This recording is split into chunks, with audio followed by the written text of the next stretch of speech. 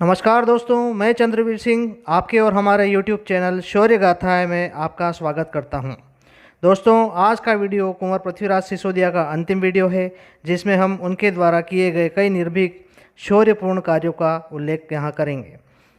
कुंवर पृथ्वीराज ने अपने ताऊ उदयकरण के समय खोए हुए परगने पुनः राज्य में मिलाना चाहा, जिसमें अजमेर तो कुंवर ने मल्लू खां से जीत लिया। आबू पर कुंवर पृथ्वीराज के बहनोई जगमाल का कब्जा था, जिसे कुंवर ने न लेना ही उचित समझा। अब बचे भैंसरोड़गढ़, जो सारंगदेव के पास था, और सादड़ी, जो सूरजमल के पास था। रावत सारंगदेव और सूरजमल का परिचय हम कुंवर पृथ्वीराज सिसोदिया पर बने पहले वीडियो में दे चुके हैं। कुंवर पृथ्वीराज सारंगदेव व सूरजमल से बहुत नाराज थे, क्योंकि इन दोनों ने भीमल गांव में सांगा की भरपूर मदद की थी। भीमल गांव वाले कांड पर हम महाराणा सांगा पर वीडियो बनाएंगे, उसमें पूरा विवरण हम देंगे।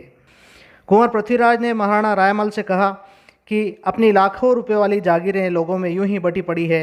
इस पर महाराणा ने जवाब दिया कि हमारे राज्य से पहले जिनकी थी हमने उनसे नहीं ली। यदि तुम इसे अनुचित समझते हो तो अपने बल पर ले सकते हो।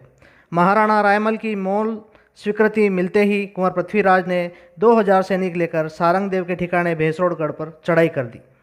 रावत सारंगदेव किले से भाग निकले व भागकर सूरजमल के पास सादड़ी पहुंच गए। यहाँ से दोनों मांडू के सुल्तान नासुरुद्दीन के पास मदद के लिए पहुँचे। मांडू के सुल्तान से सैनिक सहायता लेकर अचानक दोनों ने चित्तौड़ पर आक्रमण कर दिया। इस समय महाराणा के पास थोड़ी ही सेना थी, इस कारण संभव था कि पराजय हो जाती। इतने में कुंवर पृथ्वीराज भी कुंभलगढ़ से एक बड़ी सेना लेकर युद्ध स्थल पर आ पहुँचे और अचानक पराजय को टाल दिया। दोनों ओर के बहुत से योद्धा घायल हुए। महाराणा को भी इस युद्ध में 22 घाव लगे। शाम होते होते दोनों सेनाएं अपने अपने शिविर में लौट गई। महाराणा के जख्मों पर मरहम पट्टी करवाकर पृथ्वीराज रात को घोड़े पर सवार होकर सूरजमल के डेरे पर जा धमके। सूरजमल के जख्मों पर भी पट्टियां बंधी हुई थी। सूरजमल ने जब पृथ्वीराज को आते हुए देखा तो उसने उठकर भतीजे का स्वागत किया। कुंवर पृथ्वीराज ने सूरजमल से पूछा, काका जी आप प्रसन्न तो हैं? सूरजमल ने कहा, कुंवर आपसे मिलने पर मुझे विशेष प्रसन्नता अभी हुई है। कुंवर पृथ्वीराज ने सूरजमल से कहा कि काका जी मैं आपको भाले की नोक जितनी भी भूमि नहीं रखने दूंगा। इस पर सूरजमल ने उत्तर दिया कि भतीजे मैं आपको एक पलंग जितनी भूमि पर भी शांति से शासन नहीं करने दूंगा। कुंवर पृथ्वीराज ने फिर सूरजमल से कहा कि कल युद्ध में फिर मिलेंगे, सावधान रहिएगा। यह कहते हुए पृथ्वीराज अपने डेरे पर चल दिए।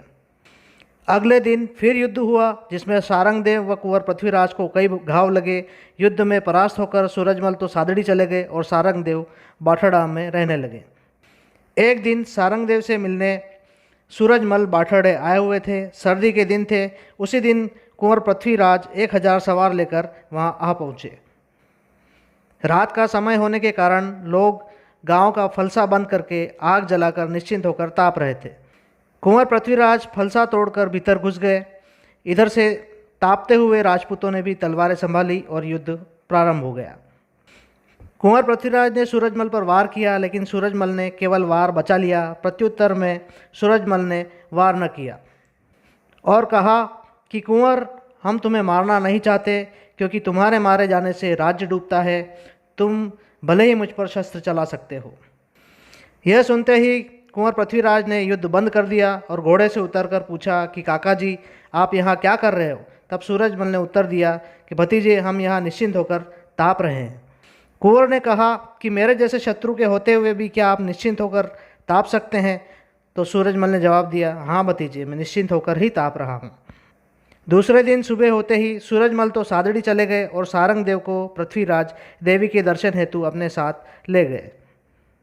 कुंवर पृथ्वीराज सारंगदेव से भीमल गांव वाली घटना में सांगा को बचाने के कारण वैसे ही नाराज थे।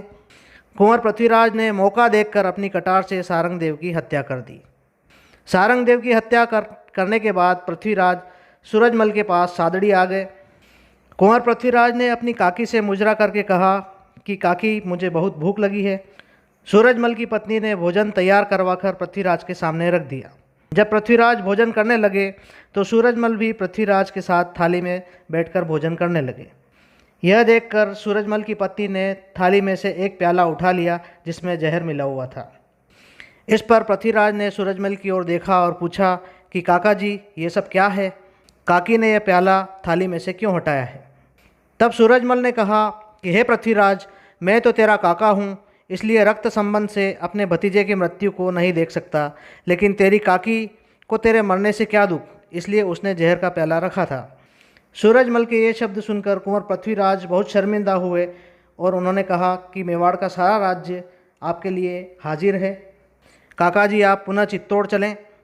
इसके जवाब में सूरजमल ने कहा कि अब मेवाड़ की भूमि में जल पीने को भी मुझे शपथ है।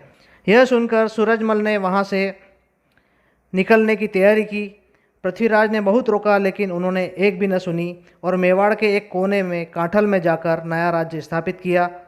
यह राज्य पहले देवलिया और अब प्रतापगढ़ के नाम से जाना जाता है। इस घटना के बाद कुंवर पृथ्वीराज पुनः कुंभलगढ़ की ओर लौट गए। कुंवर पृथ्वीराज की बहन आनंदाबाई का विवाह सिरोही के राव जगमाल के साथ हुआ था। मांडू के सुल्तान गयासुद्दीन खिलजी के चित्तौड़ पर हमले के समय जगमाल ने महाराणा रायमल की बहुत सहायता की थी। इससे खुश होकर महाराणा रायमल ने अपनी पुत्री आनंदाबाई का विवाह जगमाल के साथ किया था। जगमाल दूसरी रानियों के कहने में आकर आनंदाबाई को बहुत दुख देता था, यहाँ तक कि पलंग का पाया आनंदाबाई की हथेली पर रखकर रात को सोता था और कहता था कि तेरा बहादुर भाई कहाँ है, उसको बुला। जब यह बात किसी और के मुख से कुंवर पृथ्वीराज ने सुनी तो उस वीर से रहा न गया। अपने कुछ सैनिकों को लेकर तुरंत सिरोही की ओर रवाना हुआ। कुंवर ने आधी रात के वक्त सिरोही पहुंचकर सैनिकों को गांव के बाहर ही छोड़ा और खुद अकेले ही राव जगमाल के महल में घुस गया।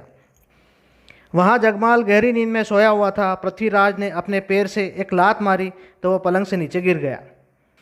कुंवर पृथ्वीराज तलवार म्यान से निकालकर उसका वध करने ही वाला था कि उसकी बहन आनंदाबाई वहां आ गई और अपने पति के प्राणों की भीख मांगने लगी। राव जगमाल भी पृथ्वीराज को गुस्से में देखकर गिड़गिड़ाने लगा। अपनी बहन की लाचारी को देखकर कुंवर ने राव जगमाल को जीवनदान देकर क्षमा किया और कहा कि आगे से ख्याल रखना, आगे ऐसा एक भी शब्द मैं नहीं सुनूंगा। वह धूर्त राव जगमाल कुंवर को अपने महलों में लेकर गया। उसके सैनिकों के दावत का इंतजाम किया। कुंवर भी साफ दिल के थे, अतः दावत में मशगूल हो गए। कुंवर पृथ्वीराज ने अगले दिन रुखसत ली। तब उस राव जगमाल ने 3 गोलियां पृथ्वीराज को दी जिसमें जहर मिला हुआ था और कहा कि ये गोलियां बहुत फ़ायदेमंद है, इसका सेवन जरूर कीजिएगा। कुंवर पृथ्वीराज ने कुंभलगढ़ के पास पहुँचते पहुँचते 3 गोलियां खा ली। कुंभलगढ़ पहुँचते ही जहर ने असर किया और कुंवर पृथ्वीराज सिसोदिया की मृत्यु हो गई। कुंभलगढ़ में मामादेव कुंड के पास कुंवर का अंतिम संस्कार किया, जहां कुंवर पृथ्वीराज सिसोदिया की छतरी बनी हुई है। तो दोस्तों, इस प्रकार धोखे से मेवाड़ के शूरवीर योद्धा की किस तरह मृत्यु हुई। दोस्तों, आज के वीडियो में बस इतना ही। अगली कड़ी में फिर उपस्थित होंगे किसी और योद्धा की शौर्य गाथाएं लेकर। वीडियो के अंत में सभी से अनुरोध करूंगा कि आपके और हमारे चैनल शौर्य गाथाएं को लाइक करें, शेयर करें और सब्सक्राइब करें। चैनल को सब्सक्राइब करते समय बेल आइकन को ज़रूर प्रेस करें, जिससे कि आने वाले वीडियो का नोटिफिकेशन आपको समय समय पर मिलता रहे।